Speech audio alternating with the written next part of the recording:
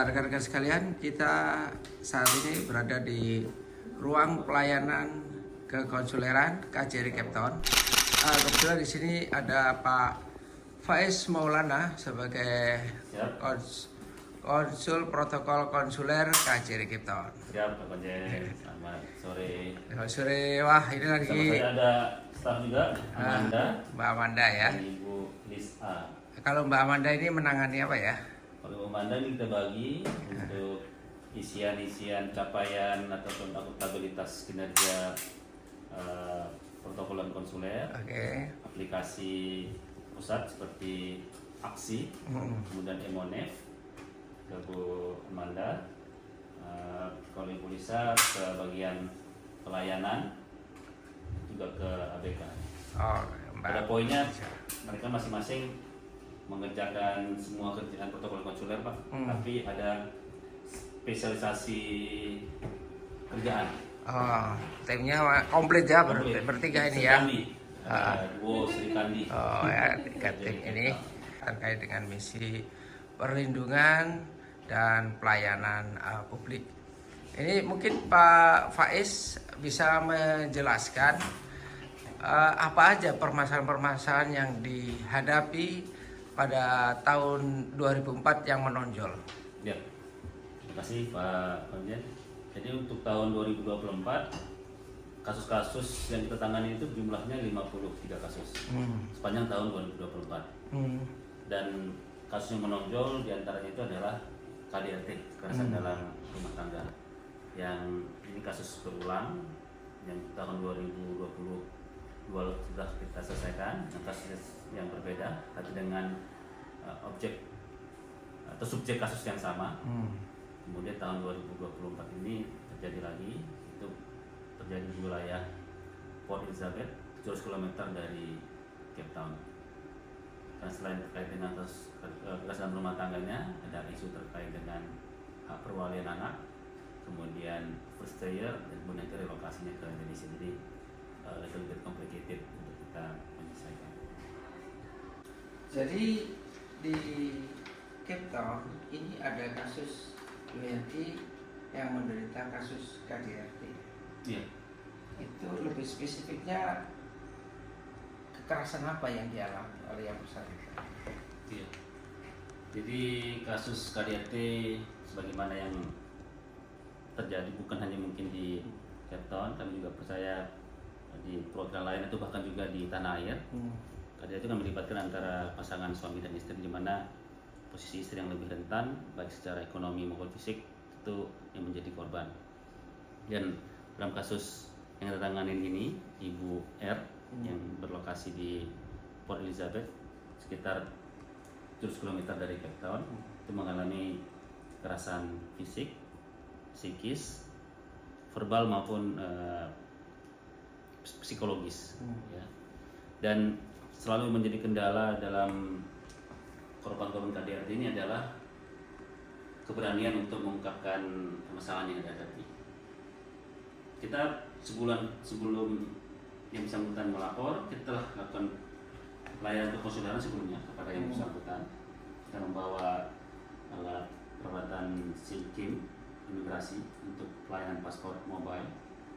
Di saat tersebut selalu kita tekankan kepada WNI jika mengalami masalah untuk memberitahukannya kepada kita. Ya, kita menyediakan hotline KJRI atau bahkan nomor pribadi sehingga WNI itu merasa aman dan nyaman untuk melaporkan.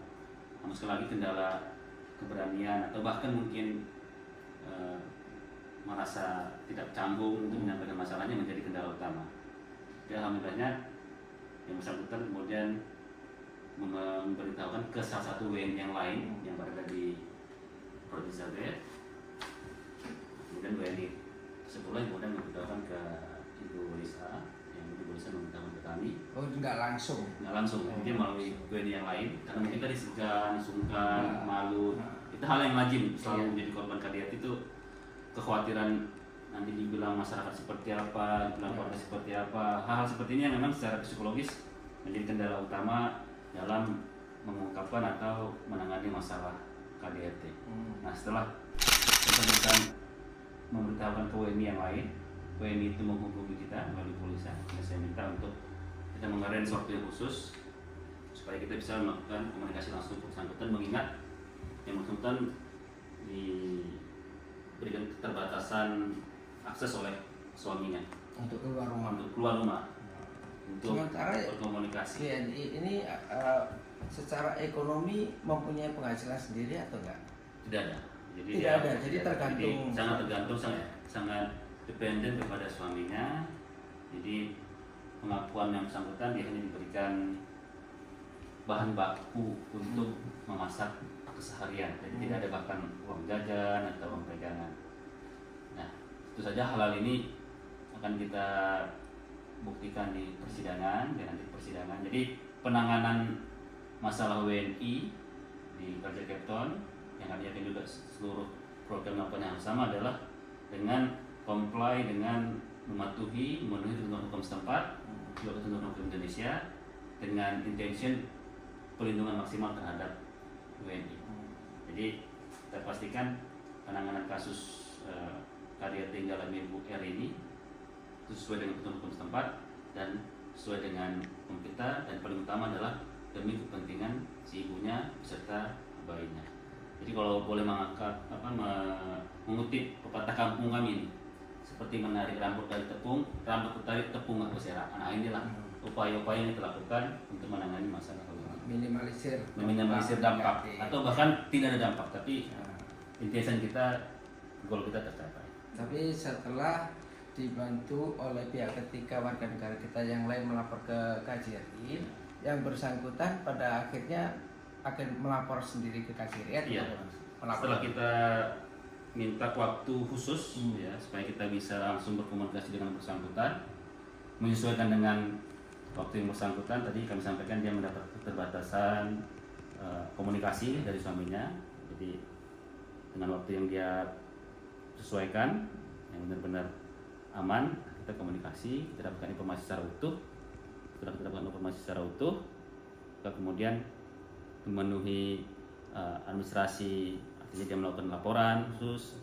Berdasarkan laporan yang bersangkutan lah menjadi dasar bagi kita untuk melakukan fungsi pelayanan, fungsi pelindungan ke sana dengan melibatkan lawyer setempat. Jadi kita berkoordinasi kepada lawyer setempat bagaimana tata cara secara hukum setempat untuk menangani kasus yang bersangkutan. Jadi KJRI sudah menyewa lawyer dan sudah ketemu yang bersangkutan juga, dan bahkan sudah memproses ke pengadilan ya. Ya, untuk tahap pertama ini karena urgensinya adalah mengamankan yang bersangkutan supaya tidak tinggal satu rumah lagi dengan suaminya, namun dengan putusan pengadilan.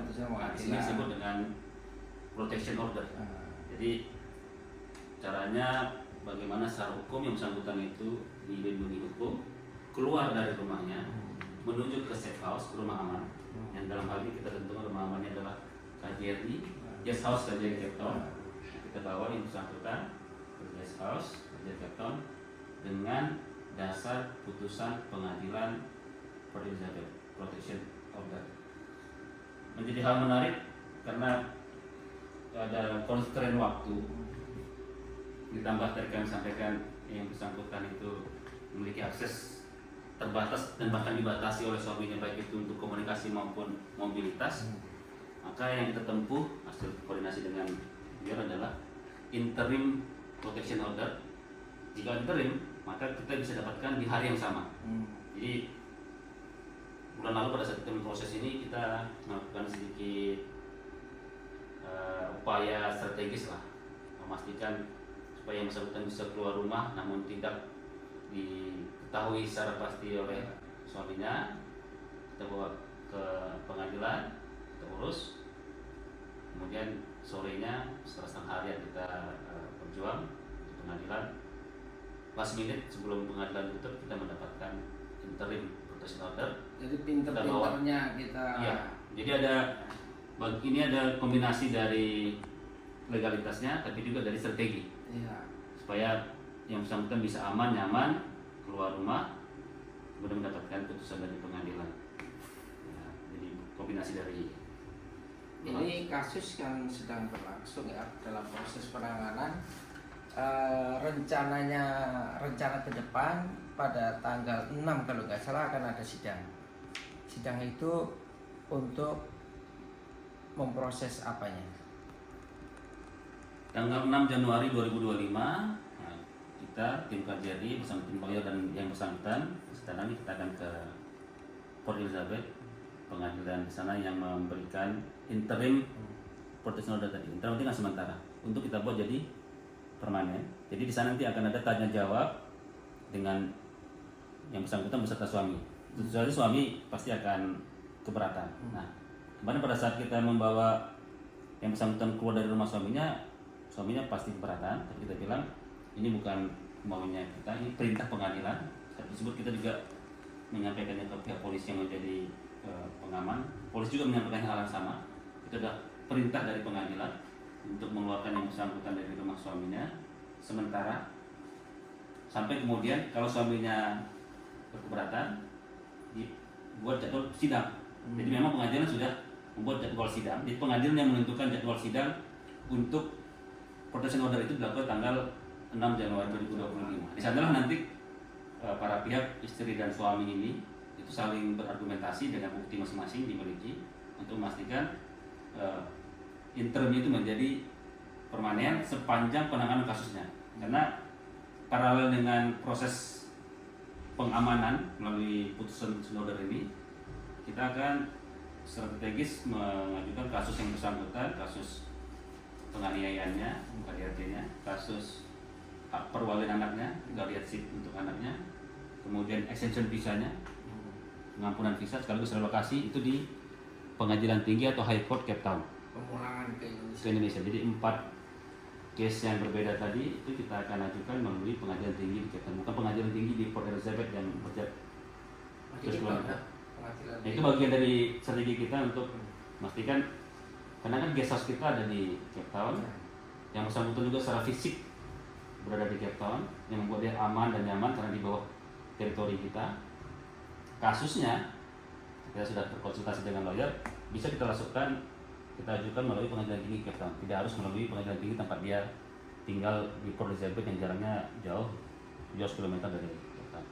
Nah, yang 6 Januari 2025 itu terkait dengan protection ordernya. Karena dia akan sampaikan lagi ke hakim bahwasanya meminta agar interim itu menjadi full protection order sampai kemudian diputusan untuk 4 hal tadi, KDRT, domestic violence-nya, kemudian guardianship untuk anak, kemudian extension visa, sampai relokasi itu putus final and binding di Pengadilan Tinggi Cape Town. Jika 4 hal tersebut berhasil didapatkan, maka yang bersangkutan kita akan bisa pulangkan. Nah, kami optimis karena tahun 2020 lalu kita melakukan kasus yang lebih kurang sama seperti itu. Oh, ya.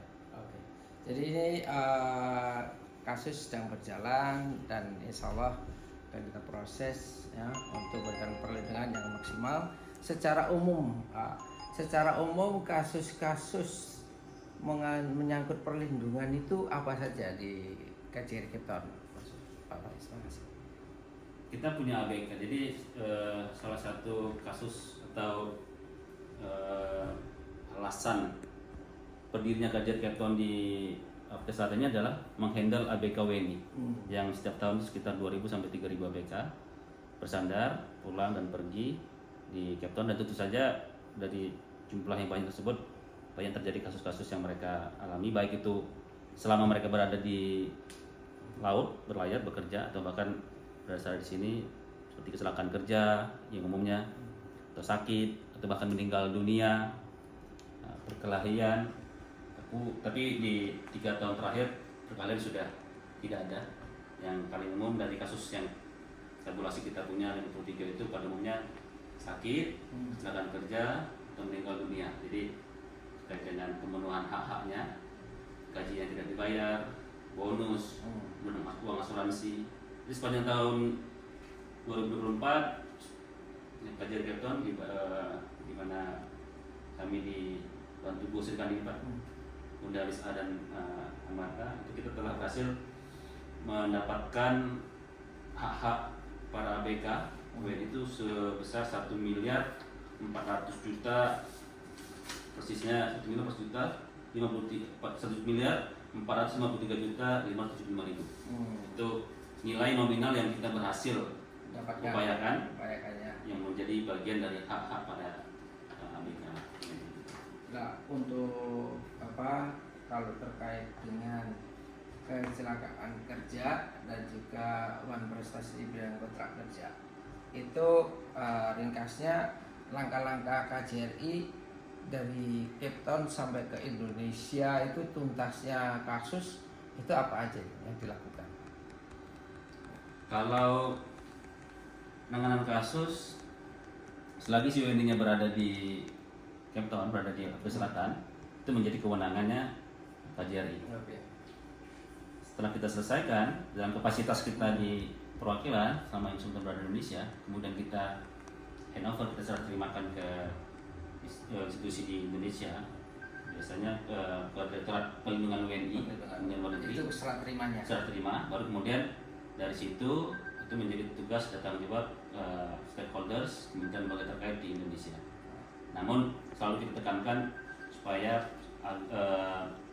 pencegahan masalah ataupun penanganan masalah menjadi lebih mudah. Kita minta ke WNI, ABK WNI untuk memiliki kontrak kerja masing-masing. Harus memiliki kontrak kerja masing-masing. Ya, sehingga kalau ada masalah itu menjadi pegangan sembari memberikan ke pihak keluarga di Indonesia dan KJRI, sehingga once masalah terjadi maka kita memiliki pegangan, memiliki dasar hukum untuk melakukan upaya-upaya litigasi ataupun non litigasi. Termasuk hubungin pihak agen ya. Menghubungin pihak asuransi, pihak agen atau KJRI?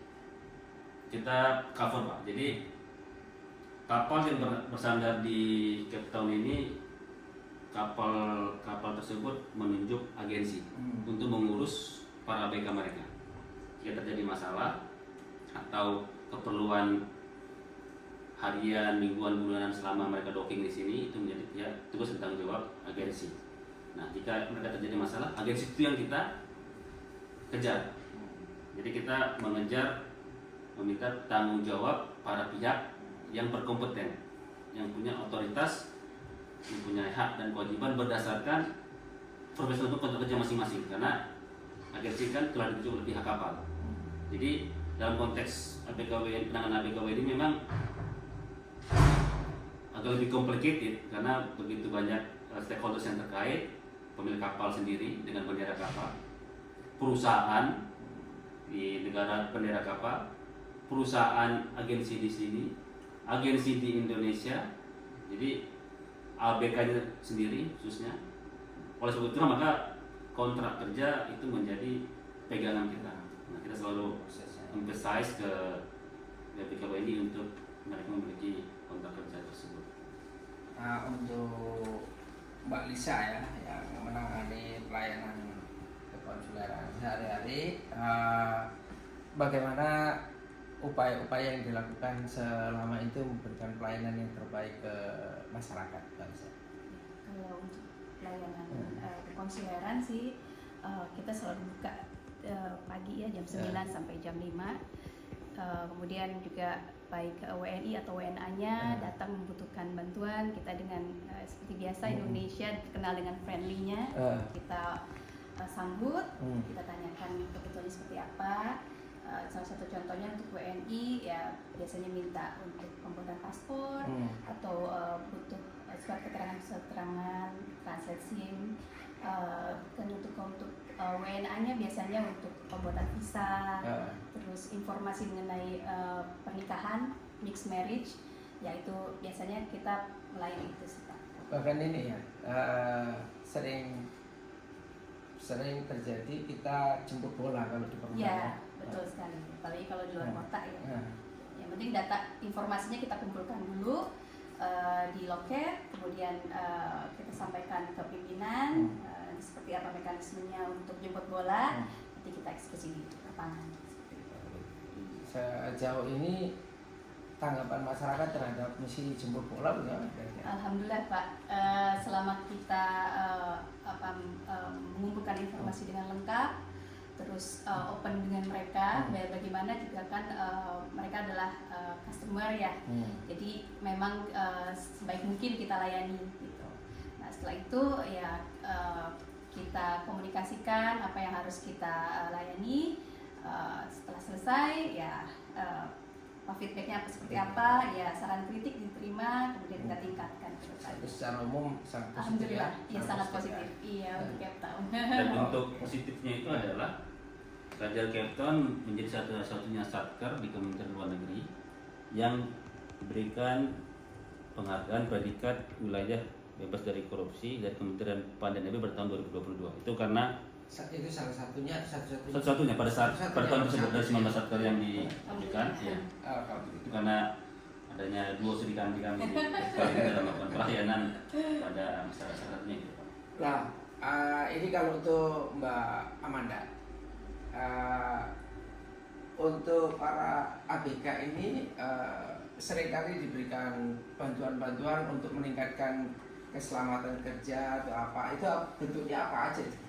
Jadi untuk setiap bulan saat ada kapal-kapal yang bersandar di Cape Town itu biasanya dari KJRI Cape Town kami mengadakan acara seperti life skill atau sosialisasi. Nanti di sana kami menyampaikan misalnya informasi dari kami mengundang kepala imigrasi pelabuhan. Jadi kepala imigrasi pelabuhan juga bisa menyampaikan informasi-informasi misalnya seperti terkait visa dan hal-hal yang diperlukan oleh ABK.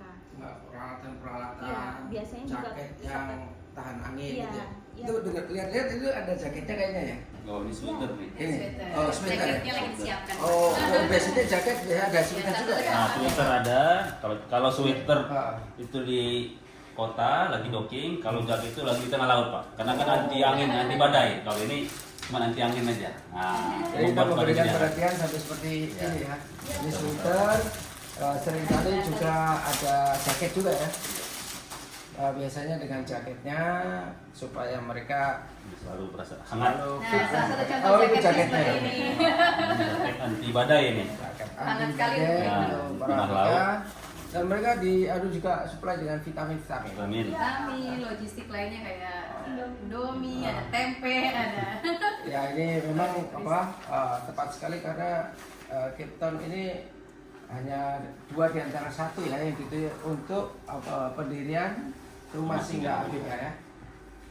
Baik, mudah-mudahan di negara kita dan ABK terus kita jaga, kita tingkatkan karena itu adalah bentuk pengabdian dan itu juga adalah prioritas nasional ya, prioritas pemerintah Indonesia. Makasih teman-teman. Oh, satu lagi ya. Ini sebagai adalah misi KJRI yang dilaksanakan dengan teamwork yang solid. Ini adalah tim dari protokol konsuler KJRI dan kita sangat happy, sangat senang melaksanakan tugas. Bahkan untuk pelayanan tamu, bagaimana misinya atau motonya itu? Motonya kita 4am. Jadi untuk tamu-tamu yang akan ke Cape Town kami sambut dengan slogan dan moto semangat 4am. Am yang pertama, tamu itu datang harus senang. Am yang kedua, tamu datang itu harus kenyang. Perutnya harus enak. Jadi makanan juga harus enak. Yang ketiga, tamu datang itu harus tenang. Di tengah kondisi hiruk pikuk dia harus tenang. Kalau tamu yang sudah datang senang, kenyang dan tenang, maka pulangnya akan terngiang-ngiang. Tamu pulangnya sebagai saudara. Ya, sukses untuk misi KJRI Cape Town, misi perlindungan dan misi pelayanan publik. Terima kasih. Assalamualaikum warahmatullahi wabarakatuh. Merdeka. Merdeka.